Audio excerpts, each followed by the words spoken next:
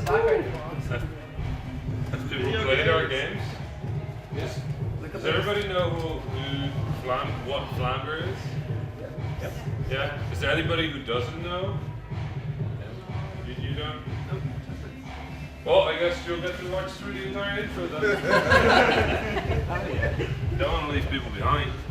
Do you want the cable then? Yeah, let's give it a cable.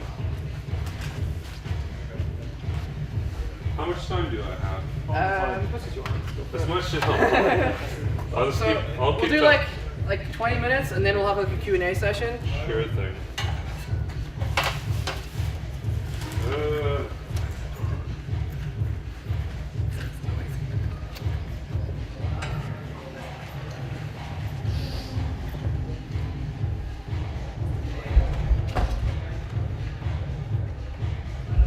I didn't actually make a presentation that I thought I'd just talk to you all. But if I need to do an intro, I'm just going to use the most recent presentation we did. Because that also has an intro. This was our GDC talk. You don't want to do this? No, this one's terrible. I always panicked for a second because I saw your clock and it said 10 o'clock. Then I realized that was like Netherlands time, so sorry. Yeah, that's my time. That's my time. Don't worry, you're good. This one should do.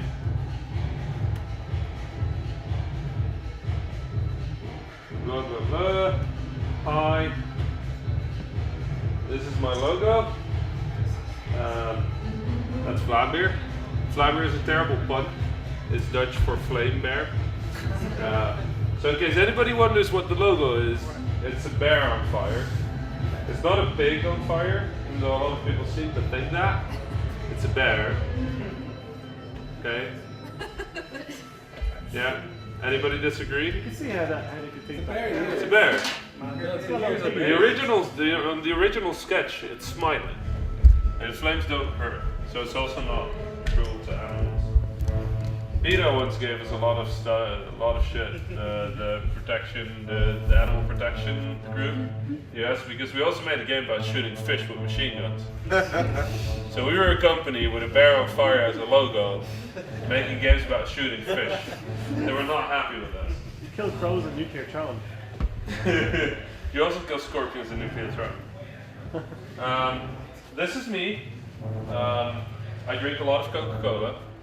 I am the guy that does the business and the development of Vlambeer, which is different from the business development. I don't do that, although I guess technically I do. I'm a programmer by trade. That's how I started. And this is the other guy, the company. His name is JW. His full name is Jan Willem, but nobody knows how to pronounce that outside of the Netherlands. So I just keep it JW. JW is the designer, which means he draws a lot of stuff in little booklets, and he prototypes a lot of things in GameMaker. Designers need to program.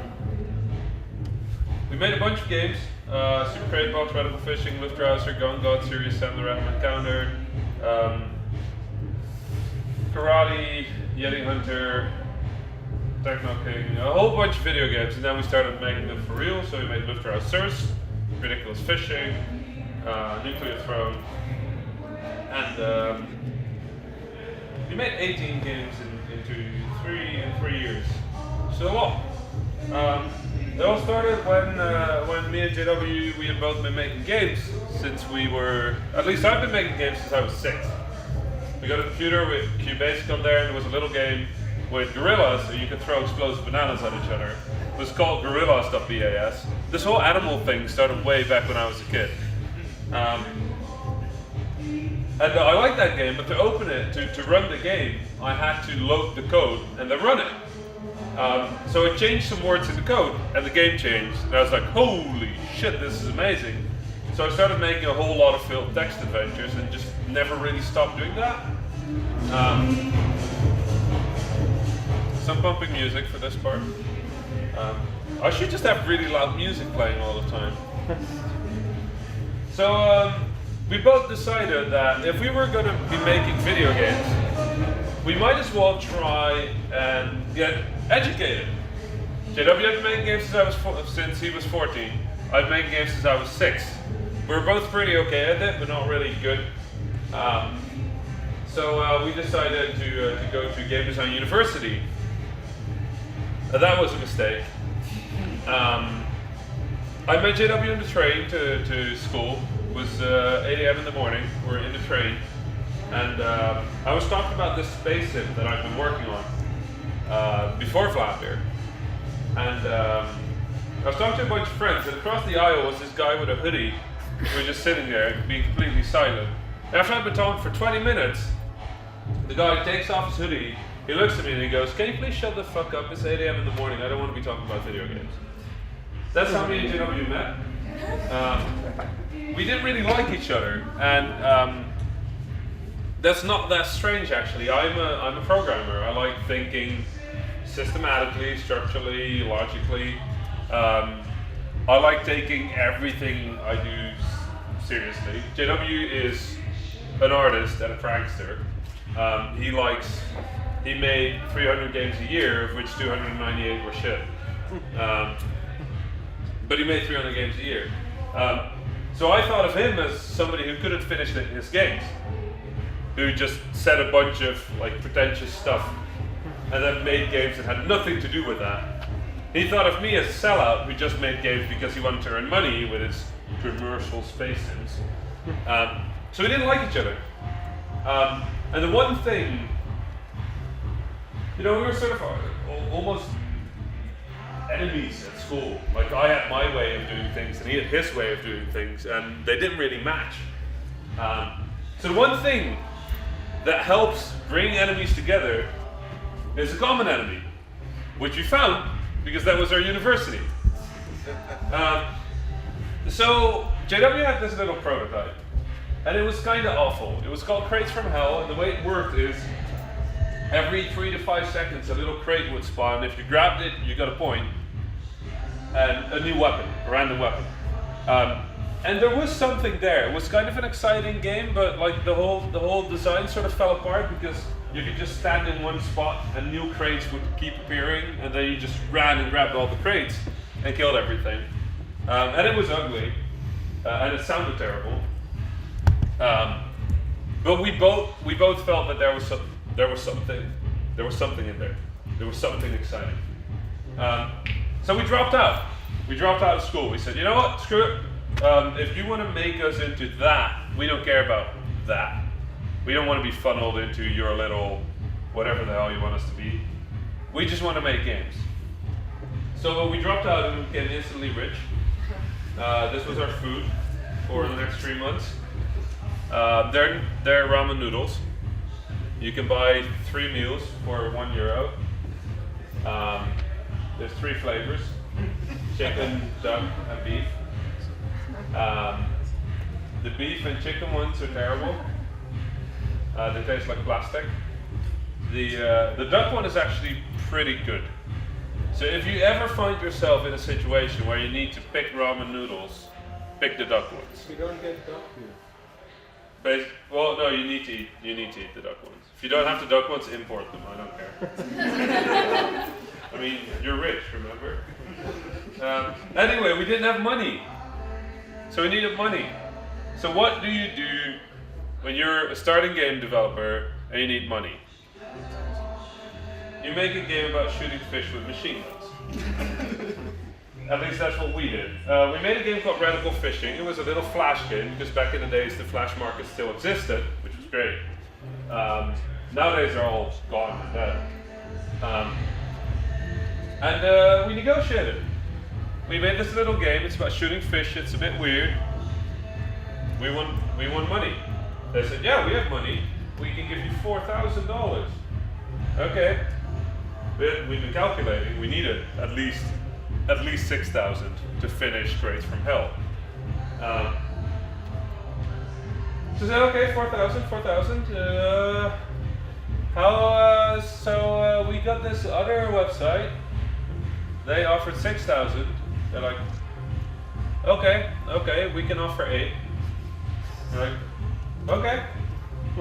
So we emailed Kotaku with the game, and we said, could you write an article about this? And they were like, ah, this is pretty funny, we'll write an article about your silly fishing game. So they wrote an article, and then we went back to the website and we said, okay, listen, we know you said 8, but this game has been on Kotaku now, and there's a bunch of people that want to pay us 10,000, but we don't really like them. So if you offer us just like $1 more, anything more than 10K, and we'll take it. And I was like, okay, 10,001. We're like, fuck. We promised, so we took the deal, $10,001, and that was enough for us to take Crates from Hell to turn it into Super Crate Box. And Super Crate Box was the first thing of ours that people ever saw. It was kind of weird because we made Radical Fishing before Super Crate Box, but it got released after Super Crate Box. So on October 22nd, 2010, Vlambeer released its first game. It would have been 20 October 2010, because that would be 2010, and that would have been super cool. But there was another game with 9 letters in common that launched that day on 2010. That was Super Meat Boy. And if you have Super Meat Boy and Super Crate Box launching on the same day, that's not going to go well, so we delayed for 2 days. But suddenly people were looking at our stuff, and this game was free, so it was spreading like wildfire, it was going everywhere. We got nominated for the Independent Games Festival. We flew to San Francisco, we had like a VIP dinner, it was completely crazy. Which was great if you've been eating ramen noodles for like months. Like having an actual meal is super nice. Just a shame that nobody ever tells you that fancy food just means a tiny bit of food on a huge plate. But still, it was something else than ramen noodles. You know, what do you do when suddenly people are looking at you? Well, you make a first-person shooter about hip-hop on Venus, where everybody raps in a non-existent language. So that's what we did. It's called Gun Gods. And then people started asking us to do talks. I always look like that when I do talks. It's not the most intelligent face, but you know, kind of works. I seem pretty smart sometimes. It turns out that if you give people a microphone, they seem smarter. It's nice. So, that's true. I compared this to that. Like, that guy's way smarter than I am. You also seem more official. I don't know what it is. People should all wear microphones when talking. So from there, we made more games about shooting. This is Serious Sam, the Random Encounter, which is a turn-based RPG about Serious Sam. That's another funny story. Devolver Digital, which is a publisher from Austin, Texas, they reached out to us after Super Crate Box. They're like, we want you to make us a Serious Sam game, and we'll throw a bunch of money at you. We're like, hell no. They probably just want Super Crate Box with a Serious Sam skin. So we wanted to say no, but then 14-year-old us punched us in the stomach and went like, no, you love Serious Sam, you're fucking making a Serious Sam game. So we argued with 14-year-old us for a while, and then we decided that, okay, you know what, we can't say no. But we can't do it. Like, that would be a betrayal of our childhood. Instead, what we're gonna do is we're gonna really seriously pitch the worst possible idea you could come up with for Serious Sam. So we thought, okay, how about Serious Sam is this game, it's about running, it's about screaming enemies, it's about explosions, it's about twitch controls, reflexes, running around. How about a turn-based RPG? So we pitched that, and then the Devolver went like, yeah. So then we had to make a turn-based Serious Sam game, which we were quite terrified of. It turned out pretty good. I kind of like it. I think it's interesting. It's kind of weird, but you're effectively fighting 1,000 enemies at once every turn. And instead of aiming at one specific enemy, you aim in like an area or according to a bullet path. So it's actually, it's quite interesting as a mechanical experiment. I'm not sure if it carries through the entire game, but it's interesting. And then suddenly we had 3 games, so we're like, well, you know what, we'll start going to conferences. So I started helping out with the Indie Mega Booth. and this was the first time we had a booth. Another funny story about this thing is this is our very first booth ever. And as you can see, we have a whole lot of merchandise. That was a total bluff on my behalf. I thought that if you have a lot of merchandise, you seem like a more serious company. So when we went to PAX for the first time, I just went, screw it. We're going to take like $5,000 of our money, we're going to spend all of it on merchandise, and we're going to make 5 different t-shirt designs and like big crates with all of our games in there, and like super like CDs with all of our soundtracks and posters and everything and pins. So we spent a whole lot of money, and it worked. We actually earned back everything we paid for within 2 conferences. So that was pretty great. Plus, everybody was constantly queuing in line to buy one of our t-shirts. So they're like, okay, let's keep doing this merchandise thing. But that was a total bluff. Like at that point, nobody really knew us. It was like, whatever, we'll just. But they wanted the t-shirt. They wanted the t-shirts because they thought we were a big deal because we had t-shirts. It kind of worked out really, really well. It's like, who are you? We're like, we're Vlambeer, we make video games. And they're like, cool, I like that t-shirt. Like, yeah, do you want one? Yeah, it's $25. It's like, okay. So that worked out. These boxes were $50 each, and we were out in like the second day. So that was kind of crazy. But just the fact that we have t-shirts, like this is like a year and a half after we started, we had t-shirts. How badass is that? I can wear a company t-shirt, it's crazy. Anyway, things were going really, really well. So we decided to make another game about fishing with machine guns. And it was called Ridiculous Fishing, and it was going to be for iPad. We got this amazing team together, a programmer from New York, super good artist from Chicago. The 2 of us, we started working on Ridiculous Fishing, and that's the first time anything really went wrong, because a company from San Francisco thought, hey, you know that fishing game where you shoot the fish? How about we copy that and release it on iOS? And that was while we were working on our game. So our game got cloned, it released before we released our game, and then the cloners made $1 million. So that was pretty shitty. And we got really, really depressed because, well, you know, people can steal your game ID and what the hell. So we didn't really work on anything for like 6 to 8 months, which is why I say talking about emotions is important. We'll get to that later. Anyway, we didn't really do anything for 6 to 8 months, and then we're like, fuck it, we're not going to let this happen to us, we're going to screw those guys over if it's the last thing we do as a video game company. So we emailed the New York Times, and then it was suddenly a big deal story. It's like, well, you know, there's a big problem in the mobile games industry, so suddenly we were getting invited to talk at GDC, give a talk here, give a talk there, we're on TV, we were in the newspaper. Normally I put like the black bar with the text of the slide over JW's head, but I didn't actually have text on the slide. That's a shame. We had a bigger spotlight. The spotlight just kept getting bigger and bigger, and then after a year of my life spent on the clone alone, basically all I did was doing interviews about how shitty it was to get, you know, cloned. It's pretty depressing to only be talking about everything that went wrong. It's the only thing I did for a year. Nobody wanted to hear me talk about anything, but can you tell us again about how sad you are? So that's what I did for a year, and then at some point the game started moving again.